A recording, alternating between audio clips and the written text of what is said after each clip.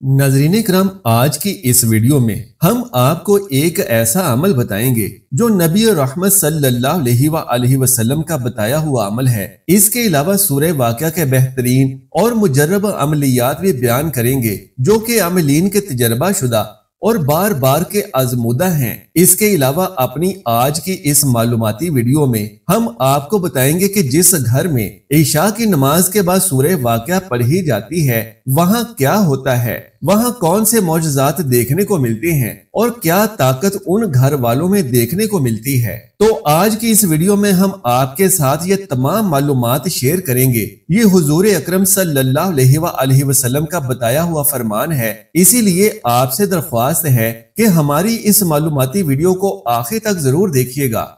अल्लाह के नाम से शुरू करता हूँ जो निहायत ही मेहरबान और रहम करने वाला है। लाखों करोड़ों बार दुरूद सलाम नबी रहमत, नबी आखिरुज़्ज़मा हजरत मोहम्मद मुस्तफ़ा सल्लल्लाहु अलैहि वसल्लम पर, आपकी आले पाक पर, आपकी अज़वाजे मुताहरात उम्महातुल मोमिनीन पर, आपके जानिसार सहाबा किराम पर और आपकी तमाम उम्मत पर। नाज़रीन किराम, इंसान हर वक्त किसी न किसी मुआशी इस्तेहकाम की तलाश में रहता है क्योंकि वो गुर्बत से डरता है। हर इंसान का ये ख्वाब है कि वो मुस्तहकम और कर्ज से आजाद जिंदगी गुजारे, लेकिन फिर दुनिया को हिला देने वाले माली बहरान के असरात मुआशरे पर पड़ते हैं और एक भी फर्द इससे महफूज नहीं रहता। सूद पर मबनी निजाम और क्रेडिट कार्ड ने भी माली अदम इस्तेहकाम में बड़ा हिस्सा लिया है। दिन रात काम करना पड़ता है लेकिन फिर भी माली तौर पर गैर मुस्तहकम जिंदगी गुजारनी पड़ती है, जबकि हम सब सूरह वाक़िया को पढ़ने के फायदे से महरूम हैं। नाज़रीन, सूरह वाक़िया कुरान करीम की 56 नंबर सूरत है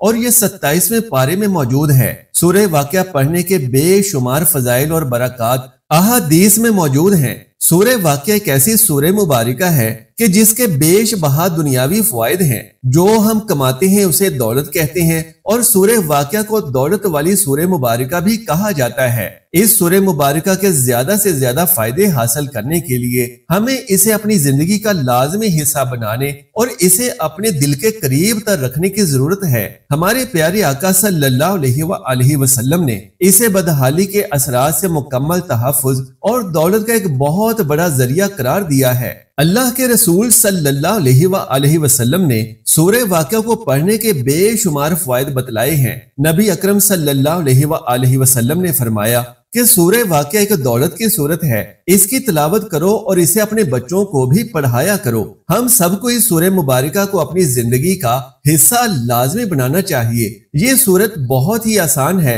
और इस सूरह मुबारका को पढ़ने के लिए सिर्फ चंद मिनट ही दरकार हैं। हम रोजाना कई फजूल चीजों पर, कई फजूल कामों पर अपना बहुत सारा वक्त जाया करते हैं। अगर हम अपना टाइम जाया करने के बजाय हम कुरान करीम की ये सूरह मुबारका पढ़ लें तो कितना अच्छा होगा। इंशाअल्लाह सवाब भी मिलेगा और माली फायदा भी होगा। आइए जानते हैं कि सूरह वाक़िया को किस वक्त पढ़ा जाए। तो जान लीजिए कि सोने से पहले सूरह वाक़िया को पढ़ना एक बेहतरीन वक्त है। इस वक्त में ये सूरह मुबारका पढ़ी जाती है, लिहाजा सोने से पहले अपना कुछ वक्त निकाल कर सूरह वाक़िया की तिलावत करनी चाहिए जो हमारे नबी सल्लल्लाहु अलैहि वसल्लम की अजीम सुन्नत और दौलत का बेहतरीन और लाजवाल जरिया है। नाज़रीन किराम, ये एक ऐसी बात है कि जिसे कोई भी साहिब ईमान कभी चुटला नहीं सकता। हमारे प्यारे नबी सल्लल्लाहु अलैहि वसल्लम भी सूरह वाक़िया को पढ़ने के बेहतरीन वक्त के बारे में फरमाते हैं कि जो भी रात को सूरह वाक़िया पढ़ेगा तो उसे कभी भी गुर्बत का सामना नहीं करना पड़ेगा। सूरह वाक़िया गुर्बत से बचाती है क्योंकि हमारे नबी सल्लल्लाहु अलैहि वसल्लम ने फरमाया कि उम्मत में कोई भी फर्द गुर्बत का मजा नहीं चखेगा अगर वो हर रात सूरह वाक़िया की तिलावत करेगा। नाज़रीन किराम, सूरह वाक़िया की तिलावत करने में तकरीबन 3 से 4 मिनट का वक्त लगता है, यानी ज्यादा से ज्यादा 5 मिनट का वक्त लगता है। अल्लाह तबारक व तआला ने फरमाया कि मगरिब और इशा के दरमियान या इशा के बाद सूरह वाक़िया पढ़ें। कुरान उन लोगों के लिए बरक़ात की एक शानदार शक्ल है जो इसे बाकायदगी से पढ़ते हैं और जिंदगी में इसके अहकामात को नाफिज करते हैं। सूरह वाक़िया से फ़क्र फ़ाका का इलाज और गैबी इमदाद का तरीका भी जान लीजिए कि सूरतुल वाक़िया को पढ़ने वाले को कभी फ़क्र फ़ाका नहीं होता। फ़क्र फ़ाका से निजात और हसूल गुनाह के लिए इसका अमल बहुत तेज तरीन है क्योंकि इसका पढ़ना हदीस पाक से साबित है, लेकिन तरीका जात और होते हैं جو کہ بزرگ اپنے اپنے طور پر عمل کرتے ہیں۔ یہاں 3 عمل درج کرتا ہوں، خود منتخب کریں اور شرائط پر عمل کرتے ہوئے پڑھیں۔ عمل نمبر 1 یہ ہے کہ سورۃ الواقعہ کو ہر نماز کے بعد کم سے کم 1 مرتبہ اول و آخر درود پاک کے ساتھ پڑھیں۔ 21 دن تک لگاتار یہ عمل کریں اور روزانہ جو دل کرے اللہ جل شانہ کی راہ میں صدقہ دیں، چاہے تو 10 روپے ہی کیوں نہ ہو۔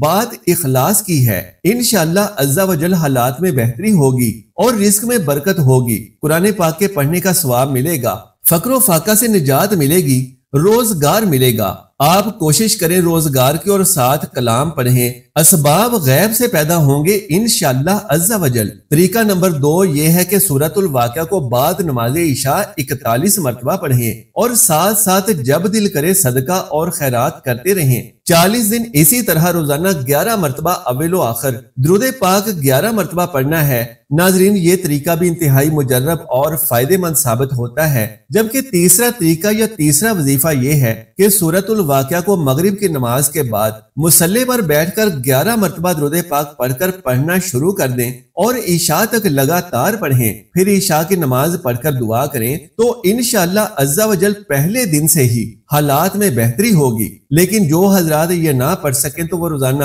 سورۃ الواقعہ کو جتنا ہو سکے مغرب کے بعد پڑھیں اور رات کو بھی لازمی کم سے کم 1 مرتبہ پڑھیں۔ علماء کرام فرماتے ہیں کہ سورہ واقعہ کے وظائف کے ساتھ ہی ساتھ روزانہ 5 وقت کی فرض نمازوں کی ادائیگی ضرور کریں۔ مسواک کرنے کو بھی اپنا معمول بنا لیں کہ یہ بھی ایک بہترین سنت نبوی صلی اللہ علیہ وآلہ وسلم ہے اور شیاطین کو دور کرنے کی طاقت رکھتی ہے۔ کوئی بھی وظیفہ کریں، اس کے ساتھ ساتھ تھوڑا بہت جتنا بھی ہدیہ یا صدقہ وغیرہ کر سکیں لازمی کیا کریں۔ یہ صدقہ وظائف کی قبولیت کے لیے بزرگان دین کے ہاں لازمی سمجھا جاتا ہے اور یہ بھی مانا جاتا ہے کہ صدقہ کرنے سے تنگ دستی دور ہوتی ہے اور رزق میں اضافے کا سبب ہے۔ چاہے تو کسی غریب کو چند روپے دے دیں یا پھر پرندوں کو دانہ دنکا وغیرہ ہی ڈال دیا کریں۔ ناظرین، ایک اور بہت اہم اور ضروری مسئلہ بھی سماعت فرما لیں کہ کسی بھی حاجت اور مشکل کے حل کے لیے جب بھی اللہ تبارک و تعالیٰ سے دعا کرنے کی حاجت پیش آئے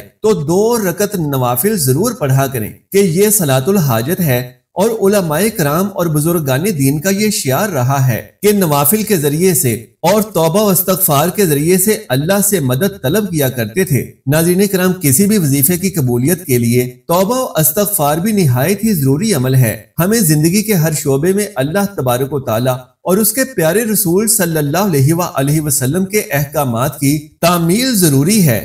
اعتماد سے ان احکامات پر عمل کرنا چاہیے، یعنی دنیا اور آخرت میں حتمی کامیابی کا راستہ ہے۔ ناظرین کرام، سورہ واقعہ ایک ایسی سورہ مبارکہ ہے کہ جسے پڑھنے کے حیرت انگیز فائدے ہیں۔ بہت ساری حدیثیں بھی سورہ واقعہ پڑھنے کے متعلق موجود ہیں۔ ہمارے پیارے نبی صلی اللہ علیہ وآلہ وسلم نے فرمایا، ایک حدیث کا مفہوم ہے کہ جو شخص رات کے وقت سورہ واقعہ پڑھے اسے کبھی غربت کا سامنا نہیں کرنا پڑے گا۔